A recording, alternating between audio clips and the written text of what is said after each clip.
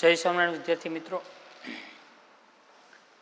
ગયા લેક્ચરની અંદર આપણે થોડી એવી ચર્ચાઓ કરી હતી. 1 થી 20 તત્વો આપણે જોયા હતા, એના પરમાણુ ક્રમાંક,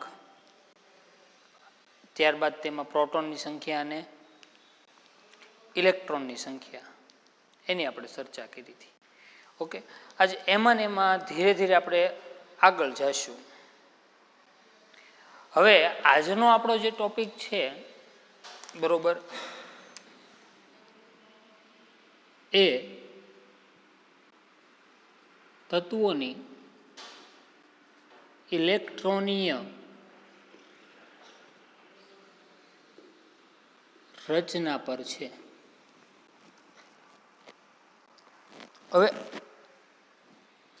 ભાઈ, પ્રોટોનની ઇલેક્ટ્રોનીય રચના કેમ નહીં, ન્યુટ્રોનની કેમ નહીં, ઇલેક્ટ્રોનની જ કેમ? બરોબર. તો મિત્રો, આપણને હું તમને યાદ કરાવી દઉં કે મેં જ્યારે તમને એમ કીધું હતું કે પરમાણુ છે તેના આપણે 2 ભાગ પાડીએ, પરમાણુ કેન્દ્ર અને પરમાણુ કેન્દ્ર સિવાયનો ભાગ.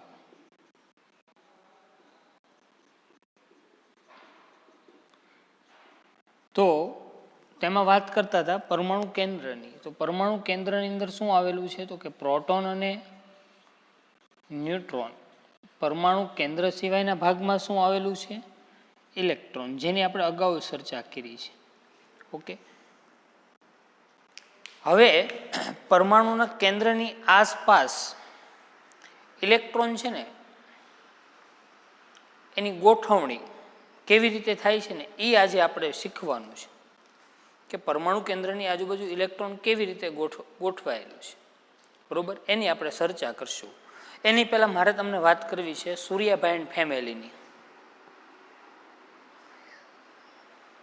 સૂર્યાભાઈ એન્ડ ફેમિલી એટલે સૂર્યમંડળની. ટૂંકમાં સૂર્યમંડળમાં શું જોવા મળે? તો કે ભાઈ, આપણે એવું બધા માનીએ છીએ કે અહીંયા સૂર્ય છે, તો કે આ એની આજુબાજુ પૃથ્વી છે, બરોબર, એ વર્તુળાકાર માર્ગે શું કરે છે? પરિભ્રમણ કરે છે. અહીંયા પૃથ્વી છે, બરોબર. તો આવી જ રીતે આપણે એવું માની લઈએ કે પરમાણુ કેન્દ્ર સૂર્યની જગ્યાએ શું છે? પરમાણુ કેન્દ્ર. અને ઇલેક્ટ્રોન શું કરે છે? પરિભ્રમણ કરે છે, બરોબર. તો આ માર્ગને શું કહેવાય પરમાણુ માટે? તો કે કક્ષા કહેવાય. મારા શબ્દો સાંભળજો કે પરમાણુ કેન્દ્રની આસપાસનો ઇલેક્ટ્રોનના પરિભ્રમણનો એવો માર્ગ કે જ્યાં ઇલેક્ટ્રોન શું કરે છે? પરિભ્રમણ કરે છે, તેને આપણે શું કહીએ છીએ? કક્ષા. અને આ કક્ષાના આધારે ઇલેક્ટ્રોનની ગોઠવણી આપણે નક્કી કરીએ છીએ. કઈ કક્ષામાં કેટલા ઇલેક્ટ્રોન છે અને કેવી રીતે ગોઠવાયેલા, એની આજે આપણે આ લેક્ચરમાં ચર્ચા કરવાની છે. બરોબર. ચલો, તો હવે આપણે જોઈએ કે ભાઈ કક્ષા એટલે શું. તો પહેલા એની આપણે વ્યાખ્યા જોઈશું. ઇલેક્ટ્રોન વિશેની આપણે ચર્ચા છે, ઇલેક્ટ્રોનની રચનાની ચર્ચા કરીએ તો સૌથી પહેલા આપણે કક્ષાની વ્યાખ્યા આપણને આવડવી જોઈએ. કક્ષા પરમાણુ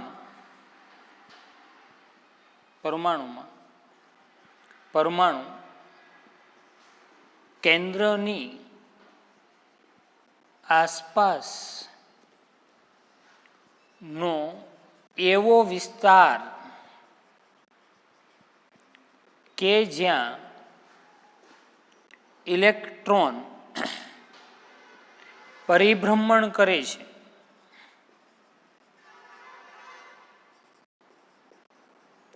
તે માર્ગ,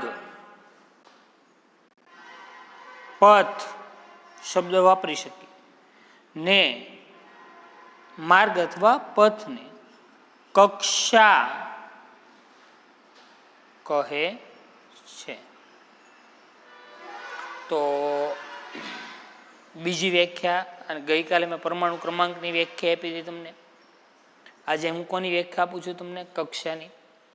કે પરમાણુમાં પરમાણુ કેન્દ્રની આસપાસનો એવો વિસ્તાર કે જ્યાં ઇલેક્ટ્રોન શું કરે છે? પરિભ્રમણ કરે, તે માર્ગને શું કહીએ છીએ? કક્ષા. ઓકે, ચલો હવે આપણે જોઈએ કે કક્ષાઓ કઈ રીતે છે ગોઠવાયેલી. અહીંયા જુઓ, આ પરમાણુનું કેન્દ્ર છે.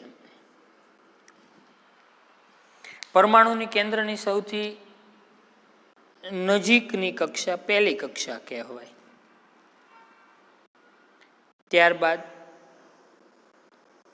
બીજી કક્ષા, ત્યારબાદ ત્રીજી કક્ષા, ત્યારબાદ ચોથી કક્ષા, ત્યારબાદ પાંચમી કક્ષા. તો ઇલેક્ટ્રોન ચોક્કસ માર્ગમાં કોની ફરતે પરિભ્રમણ કરે છે? પરમાણુ કેન્દ્ર. બરોબર, આપણે આગળ ચેપ્ટરો ભણીશું ત્યારે આવશે તે, પણ અત્યારે હાલ પૂરતી આપણે એટલું યાદ રાખશું, પરમાણુ કેન્દ્રની આજુબાજુનો આસપાસનો એવો વિસ્તાર કે જ્યાં ઇલેક્ટ્રોન શું કરે છે? પરિભ્રમણ કરે, તે માર્ગ, તે પથને શું કહેવાય? કક્ષા. બરોબર, મેં કીધું પહેલી કક્ષા, બીજી, ત્રીજી, ચોથી, પાંચમી. દરેક કક્ષામાં મિત્રો છે ને ઇલેક્ટ્રોન ચોક્કસ સંખ્યામાં ભરાય. દરેક કક્ષામાં ઇલેક્ટ્રોન ચોક્કસ સંખ્યામાં ભરાય, જે આપણે 10મીમાં ભણીને આવ્યા છીએ. છતાં આપણે જરાક જોઈએ, જો પહેલી કક્ષાને છે ને મિત્રો આપણે કે કક્ષા કહીએ છીએ, બીજી એલ, ત્રીજી એમ, ચોથી એન, પાંચમી ઓ. આવી રીતે તમને એમ થાય કે હજી આગળ કક્ષા આવે. હા આવે, પણ હાલ જે તત્વો જેટલા શોધાણા છે એના માટે એન કક્ષા સુધી આપણે જરૂરિયાત છે. આગળ કક્ષા આવે. બરોબર, તો પહેલા 4 કક્ષાની વાત કરીએ. કે એલ,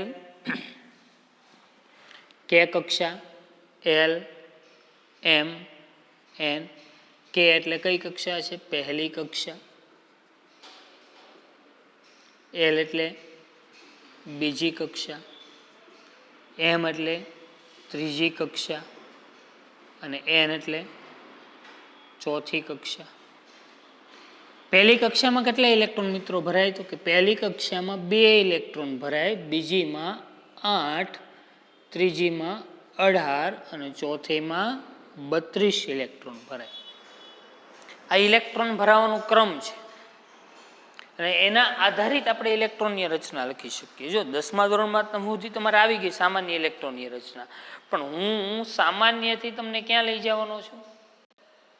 આઈયુપીએસી ઇલેક્ટ્રોનની રચના સુધી આપણે જવાનું છે. એટલે આઈયુપીએસી ઇલેક્ટ્રોનની રચના શીખતા પહેલા આપણે કઈ શીખવી પડશે?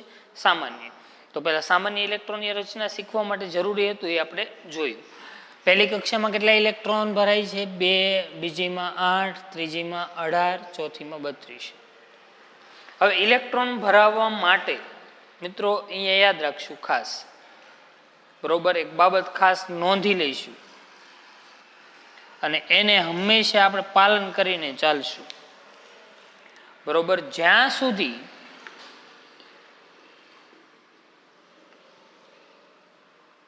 આગળની કક્ષા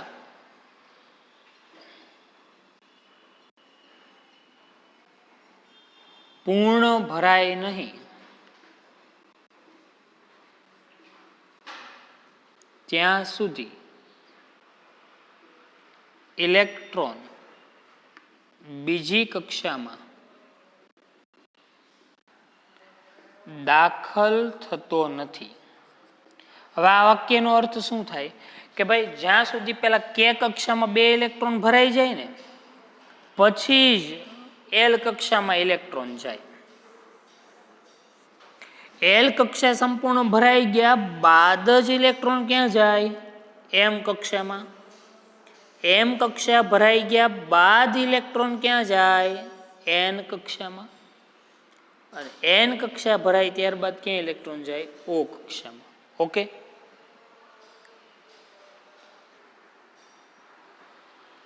તો આપણે કક્ષાની વાત કર્યા બાદ હવે આપણે ઇલેક્ટ્રોનની રચના એટલે ખરેખર પરમાણુ કેન્દ્રની આજુબાજુ ઇલેક્ટ્રોનની ગોઠવણી કેમ થાય એની આપણે ચર્ચા કરીએ. ઇલેક્ટ્રોનની રચના એટલે ખરેખર શું? તો કે પરમાણુ કેન્દ્રની આસપાસ ઇલેક્ટ્રોનની ગોઠવણી.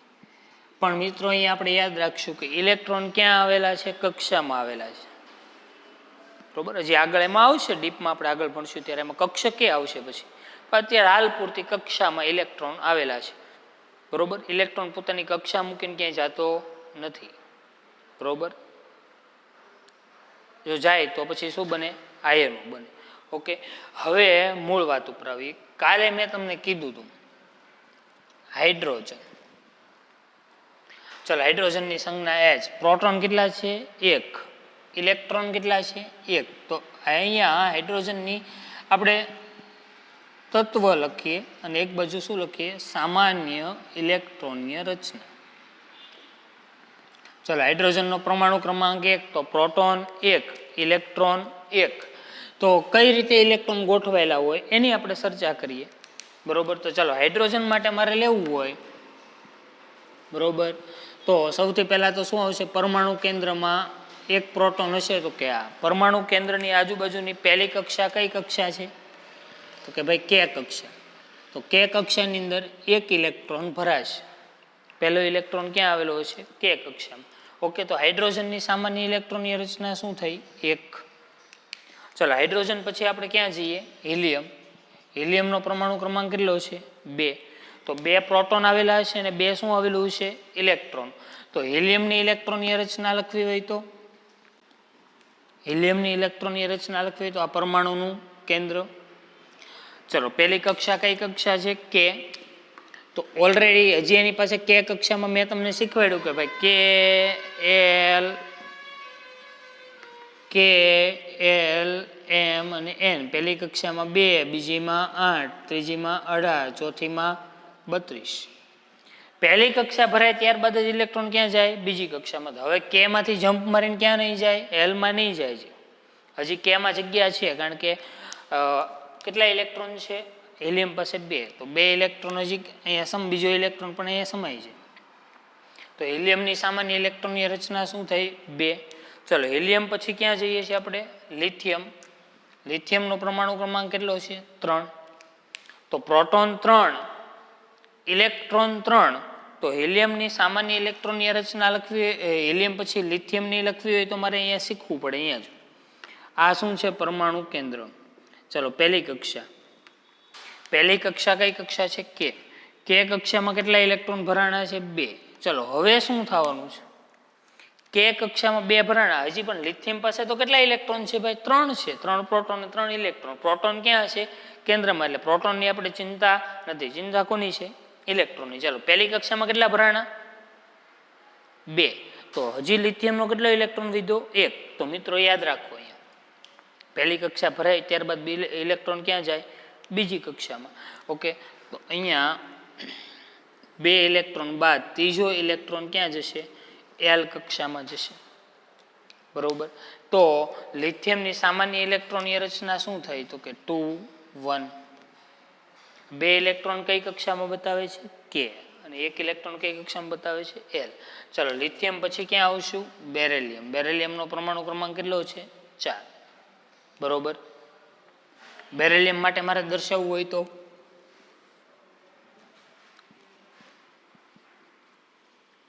પરમાણુ કેન્દ્ર. પરમાણુ કેન્દ્રમાં બેરેલિયમમાં 4 પ્રોટોન છે અને 4 શું છે? ઇલેક્ટ્રોન. બરોબર, તો ચલો, પહેલી કક્ષા કે. પહેલી કક્ષા કે છે તો એમાં કેટલા ઇલેક્ટ્રોન ભરાણા? 2. ચલો, બેરેલિયમ પાસે હજી ટોટલ કેટલા ઇલેક્ટ્રોન હતા? 4 હતા. 4 હતા. કેટલા વધ્યા? 2 ભરાઈ ગયા કે કક્ષામાં, તો વધ્યા કેટલા? 2. તો 2 ક્યાં જશે? કઈ કક્ષામાં જશે? એલ.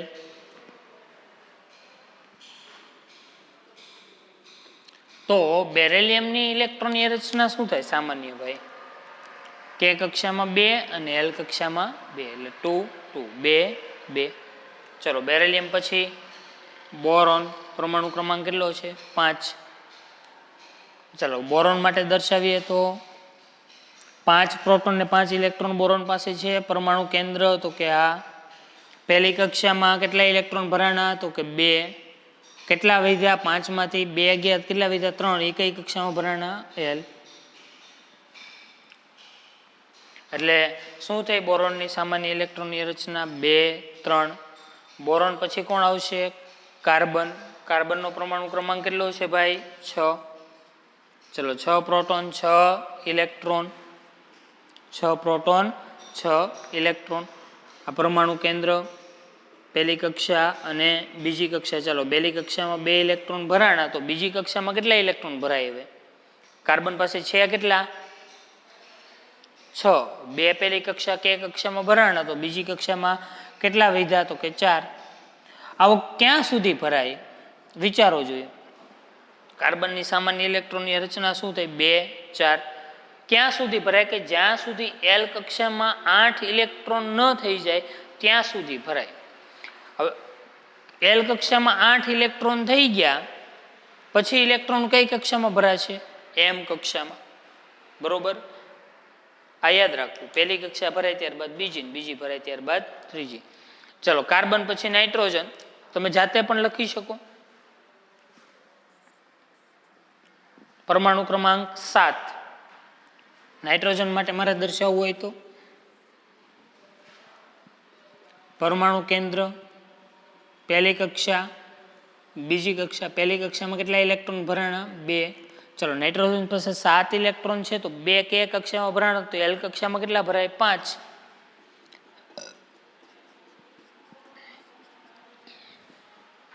તો એની સામાન્ય ઇલેક્ટ્રોનની રચના શું થાય? 2 5.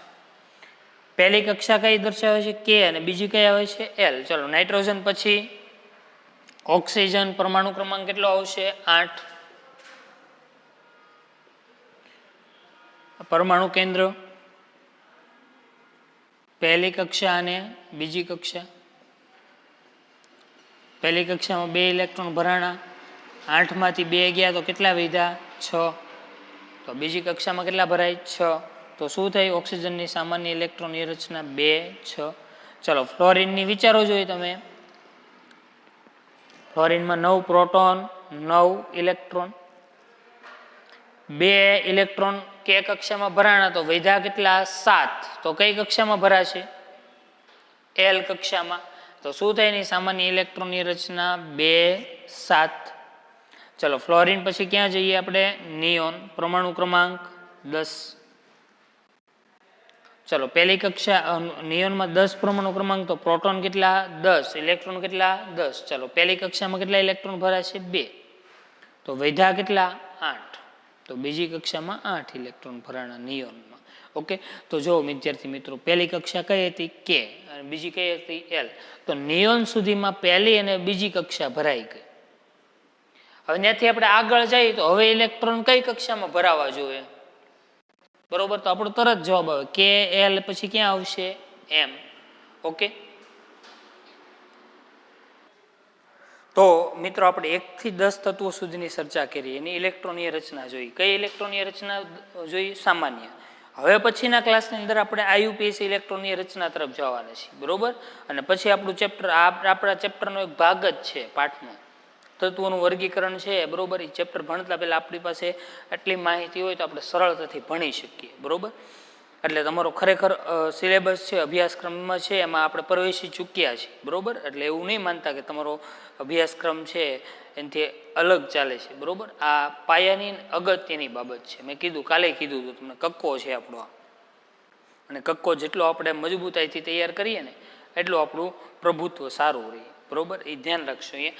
ચલો હવે હું ફરીથી ઝડપથી યાદ કરાવી દઉં તમને. હાઇડ્રોજન એની સામાન્ય ઇલેક્ટ્રોનીય રચના 1, હિલિયમની સામાન્ય ઇલેક્ટ્રોનીય રચના 2, lithium 2 1, beryllium 2 2, boron 2 3, carbon 2 4, nitrogen 2 5, oxygen 2 6, fluorine 2 7 અને નિયોન 2 8. ઓકે, ચલો હવે આપણે પ્રવેશ કરી રહ્યા છીએ 11મા નંબરનું તત્વ સોડિયમ. સોડિયમમાં proton 11, electron 11. હવે અહીંયા ધ્યાન રાખવાનું છે થોડું. તત્વ, તેની સામાન્ય ઇલેક્ટ્રોનીય રચના બરોબર. ચાલો સોડિયમ માટે વાત કરવી હોય તો મારે ચાલો સોડિયમ માટે સોડિયમનું પરમાણુ કેન્દ્ર હોય તો પ્રોટોન કેટલા હશે 11, ઇલેક્ટ્રોન 11. તો પહેલી કક્ષામાં કેટલા ઇલેક્ટ્રોન ભરાણા 2. બીજી કક્ષામાં કેટલા ઇલેક્ટ્રોન ભરાણા 1 2 3 4 5 6 7 અને 8, કારણ કે બીજી કક્ષાની ક્ષમતા કેટલા ઇલેક્ટ્રોન સમાવવાની છે 8. ઓકે, તો 2 ને 8 ગણો તો કેટલા થયા 10.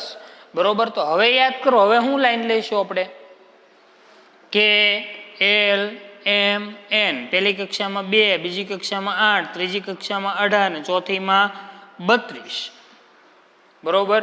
તો પહેલી ભરાઈ ગઈ, ત્યારબાદ બીજી ભરાણી, બીજી ભરાઈ ત્યારબાદ ઇલેક્ટ્રોન ક્યાં જાય ત્રીજી કક્ષામાં, એટલે એમ કક્ષામાં. એટલે હવે સોડિયમ માટે અહીંયા ત્રીજી કક્ષા આવી ભાઈ, અને એમાં કેટલા ઇલેક્ટ્રોન ભરાણા 1. તો સોડિયમની સામાન્ય ઇલેક્ટ્રોનની રચના શું થયું, પે કક્ષામાં 2, એલ કક્ષામાં 8 અને એમ કક્ષામાં 1. એટલે સામાન્ય ઇલેક્ટ્રોનની રચના સોડિયમની શું થઈ 2 8 1. ચલો તેવી રીતે મેગ્નેશિયમ પરમાણુ ક્રમાંક કેટલો 12, પ્રોટોન 12, ઇલેક્ટ્રોન 12. ચલો મેગ્નેશિયમ માટે મારે બતાવવું હોય તો પહેલી કક્ષામાં 2 ઇલેક્ટ્રોન, બીજી કક્ષામાં 8 અને ત્રીજી કક્ષામાં કેટલા આવશે 2 8. અને ત્રીજી કક્ષામાં કેટલા આવે તો કે કેટલા વૈધા હતા, કેટલા ટોટલ 12, એમાંથી ભરાઈ કેટલા ગયા 10, વૈધા કેટલા 2. તો મેગ્નેશિયમની સામાન્ય ઇલેક્ટ્રોનની રચના શું થાય 2 8 2. બરોબર. મેગ્નેશિયમ પછી એલ્યુમિનિયમ પરમાણુ ક્રમાંક 13, કેટલા સુધી ભરાય તો કે 18 ઇલેક્ટ્રોન થાય ને ત્યાં સુધી ભરાતા રહે. બરોબર. Aluminium 2 8 3, silicon 2 8 4, phosphorus 2 8 5. બરોબર. સલ્ફર 2 8 6. આવી રીતે જાતે પણ લખી શકો. ક્લોરીન 2 8 7. બરોબર. ને મિત્રો અહીંયા આર્ગોન છે એ હું તમારા માટે રાખી દઉં છું. બરોબર. આર્ગોનનો આન્સર તમારે મને કમેન્ટમાં આપવાનો છે. ઓકે. આર્ગોનની સામાન્ય ઇલેક્ટ્રોનની રચના શું થશે. ઓકે. અને આજના લેક્ચર માટે આપણે એટલું. હવે પોટેશિયમ ને કેલ્શિયમ બેની ઇલેક્ટ્રોનની રચના બાકી છે, એની આપણે આગળના લેક્ચરમાં થોડીક અલગ પ્રકારની છે, એટલે ત્યારે તેની આપણે ચર્ચા કરશું. ઓકે.